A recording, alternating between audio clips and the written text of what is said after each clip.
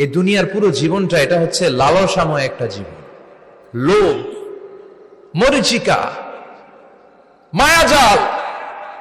এই মায়াজালে আমরা আটকে আছি, ফলে মৃত্যুর কথা আমরা ভুলে গিয়েছি। পাগলের মতো ছুটছি, আরো টাকা লাগবে, আরো খ্যাতি লাগবে, আরো যশ লাগবে, আরো দাপট লাগবে। আমার এত টাকা দিয়ে কি হবে? এত সম্পদ দিয়ে কি হবে? এত ব্যস্ততা দিয়ে কি হবে তোমার? স্টপ, থামুন, অনেক হয়েছে। আন্না, থামুন, take a rest, take a breath and think about death. Think that you have to go back to your Lord. একটু বসেন না, একটু ভাবেন যে আমাকে চলে যেতে হবে, চলে যেতে হবে। এই কোলাহল, এই ব্যস্ততা, এগুলো থাকবে, থাকবো না আমি।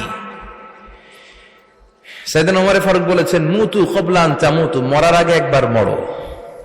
হাসিবু ক্বাবলা আন তুহাসাবু আলাইকুম, তোমার হিসাব নেওয়ার আগে তুমি একবার নিজের হিসাবটা করো না। কাগজ বের করে একটু লিখো না কি কি ভালো কাজ করছিলা, যেগুলো দিয়ে নাজাতের ওসিলা হতে পারে। 1 2 3, আর কি কি আকাম কুকাম করছো দেখো না, লিখে দেখো তোমার অবস্থাটা কি। মরার আগে একবার মরো। মরার আগে খাটের মধ্যে শুয়ে শটান করে চোখ বন্ধ করে একবার মরার ভান করে দেখেন কেমন লাগে। চোখটা বন্ধ করেন আর ভাবেন আপনি নাই, কি কি হতে পারে ভাবেন।